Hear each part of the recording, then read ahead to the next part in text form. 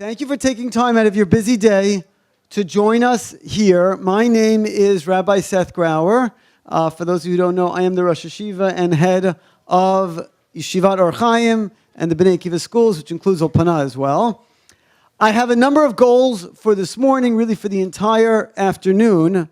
But let me begin by introducing to you a number of members of our administration and let's say key individuals who I want to try and ensure that you speak to, you get to know today, and if not today, then in the weeks ahead. Let me start over there in the corner with Mr. Rapp. Everyone can smile and say hello.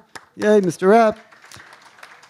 Mr. Rapp is our principal, and Mr. Rapp oversees so many aspects of our school. He's responsible for not only our entire educational program, but as you will get a sense, so much more. Highlights include our courses, new course offerings that we constantly are changing and offering, our honors, subject scholar programs, new coding and robotics engineering program, our enrichment opportunities, our student support, clubs, and in many ways, even more than that, he personally works with every teacher to constantly improve upon their teaching, inspire your children, our young minds, to help our students grow in every possible way. Next, Mr. Jonathan Parker in the back over there. Everyone wave to Mr. Parker. Mr. Parker is our assistant principal and campus head here at Or Chaim, responsible for all day-to-day operations of our wonderful school and everything within that entails. Next, Mr. Gerald Lazar with the sunglasses on. Not Adam. Adam's also wearing sunglasses. Adam, you're looking better though. Excellent. Well done. Mr. Lazar is not only responsible for today's entire program as Director of Admissions, but oversees our robust system of guidance, so many of the programs, clubs, committees, and initiatives that go on here. Next, we have Rabbi Sonnenberg, standing next to Mr. Rapp over there. Rabbi Noah Sonnenberg is the head of our Limudei Kodesh program, which includes our Mishmar, our Matmidim, and many of the other learning programs that we run. He, along with Rabbi Eitan Aviner. Rabbi Aviner, I saw him before. Where's Rabbi Aviner?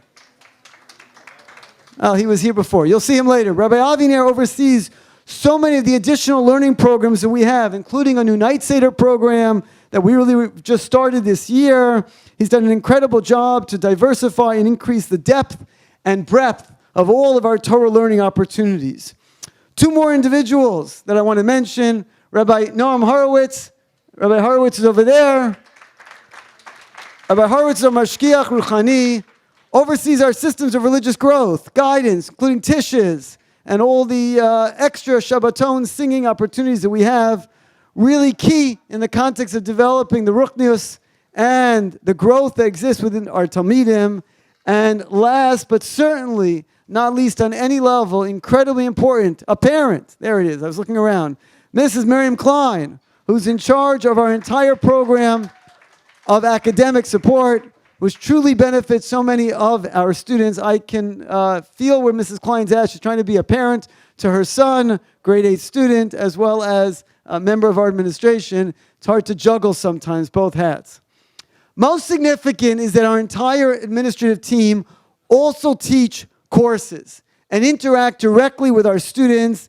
They have open doors constantly, and our students feel very comfortable hanging out in their offices and spending time learning with them all the time. And in many ways, it's important to mention that every aspect of our yeshiva has been built to ensure that we provide our young men with a ton of educational, social, emotional, and religious guidance and support.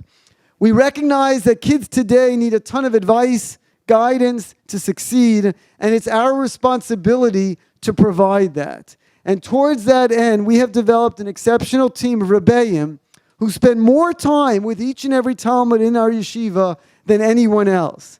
Our Rebbeim begin the year by calling all parents, introducing themselves, making it clear that our parents can go to them with any issues that they have. Our Rebbeim host Mishmar events at their homes, Shabbatons at their homes, and go to great lengths to do anything they can for our Talmidim. Religious commitment among adolescents in general isn't easy today. And our Talmidim have lots of questions and are challenged in many ways by an anti-religious world that surrounds them and promotes values that are antithetical to so much of what we believe in here at Or Chaim. And our Rebbeim go to great lengths beyond their teaching to help our Talmidim to develop positive self-confidence and self-worth, to strengthen their lifelong commitment to halacha. We've made this a major focus of our yeshiva, and it's a significant priority that we don't take lightly. I want to highlight one final group that I think deserves mention, and that is the incredible, talented group of shlichim who leave their families and homes for a few years. They come to Toronto, they come to Or Chaim to impact and inspire your children.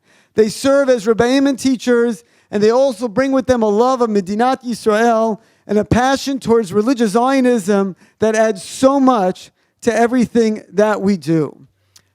Last, and most significantly, we have an absolutely incredible group of talented faculty that are across the gamut of disciplines and expertise that, as you'll see throughout the program, do so much for our students. Allow me to share words of Torah with you this afternoon before we continue on to our next program. Yesterday, on Shabbat morning, we read about the beginning of the lives of Avram Avinu. As you likely know, when we look at the text of the Torah, you will not find any information at all about Avram's decision to choose monotheism, to start and become the first Jew of his early life. Now, this is a Dvar Torah which admittedly I've given at different open houses. I have actually returned to it in the last few years, but I came back to it this year because of the messages that are so integral to everything that we strive to accomplish and which is truly so unique about our yeshiva. And my question is, why is the Torah so silent around the beginnings of Avram's life that it fails to mention anything in the context of what causes Avram to be who he becomes? Wouldn't you love to know this? And to some extent, you might be thinking it's impossible for the Torah to include and list all details of a person's life. And that's true, but maybe there's more to it than that. So the first answer I want you to consider is that the Torah is not a history book, and it's not interested in historical details. It's a mistake to think of the Torah as such. And the Torah is telling us only those details that are incredibly important to how we can live our lives as committed and observant Jews. And in many ways, that underlies how we see Limudei Kodesh at Or Chaim, that these are not subjects. The key is to understand how they are supposed to impact our lives. And all of our programs, our co-curricular initiatives, our Shabbatons, everything is guided towards growth in Torah and mitzvot. And with that, we come to answer number 2, which is that we want our Talmidim to know that there isn't only one way to reach HaKadosh Baruch Hu and to live a Torah-observant life. If the Torah were to tell us how Avram found Hashem, we might think that there's only one path, the path that Avram took. We might try it. Maybe we'd be successful. Maybe we wouldn't. Maybe we'd fail. Maybe we'd think that if we can't go along those paths, then there's no point in trying. We might give up. We want people to recognize and realize that as long as the goal is a Torah-observant lifestyle, there are many different avenues towards achieving that goal and many different paths towards religious growth at our yeshiva. It's not just about the learning in the classes, the tishes, the Shabbatons, the Rebbe shmoozes, the informal programs. So much of the co-curricular programs and extra initiatives are geared towards that as well. And my final answer, and this is actually brand new to this year's open house, because I really only recently reflected upon it in this way. I think in many ways the Torah might be silent on Avram's religious journey, is to show each and every one of us that anything is possible, and that even if we're not an Avram Avinu, even if we don't have the Nisim, the miracles that Avram had happen to him, we can still reach great heights in our lives. The Torah wants to build our self-esteem and self-concept to believe that we can accomplish anything similar to Avram. Torah doesn't tell us these miraculous beginnings because of the fact that we might give up. We might say, sure, these heroic figures are able to accomplish great things, but who are we? We're nothing close to that. We don't hold a candle to that. Maybe we might say, what's the point of trying? No, each and every one of us can reach our potential. And the goal of our impressive, talented, committed faculty and administration is to do everything we can to help your sons recognize that and succeed. Our goal is to build their self-esteem so they feel great about themselves, so they enter this world confident and strong in their abilities and what the future has ahead of them. Parents often ask me, what do you want from an Or Chaim graduate? What do you want a Talmud to look like? What is that ideal graduate? And the answer is that at Or Chaim, we do not believe in an ideal graduate. There is no established cookie-cutter success story. Every student who enters this building is treated as an individual with his own strengths and successes, struggles and challenges, but achievements as well. And you'll hear this from many others, but we do work very hard with each and every individual to ensure that they have, as much as possible, a tailor and custom academic program, that they're involved in the right co-curricular and extracurricular activities, sports teams that suit them best, and that they're given the right amount of academic, social, and emotional support, and again, to the best of our ability. We say that we're so much more than a school, but it really is not just a tagline. We believe it to be true. We're always innovating, coming up with new ideas and new programs. Every high school, without a doubt, believes in academic excellence, but to some extent, what I think is unique about Or Chaim is that we work exceptionally hard to maintain our high standards of excellence, yet at the same time, put a priority on creating a positive, healthy, upbeat environment of eager, motivated learners with what we hope is significantly less stress. I feel totally confident telling you, our future Or Chaim parents, and you, our future Or Chaim ninth graders, that we will do everything we can to ensure that you are happy. I'm not just a Rosh Hashiva here, but I'm speaking to you as a parent as well, because my son Yosef, who's somewhere around there helping out, there he is, thank you, Yosef. Well done, Yosef. Is currently an 11th grade student here. And my son Yosef has had the last 2 years what I believe to be an incredible experience. And I know I'm not objective, I recognize that, but I promise you I'm telling the truth when I say that there's absolutely not a single yeshiva anywhere in North America that I would rather have my son at than at Or Chaim.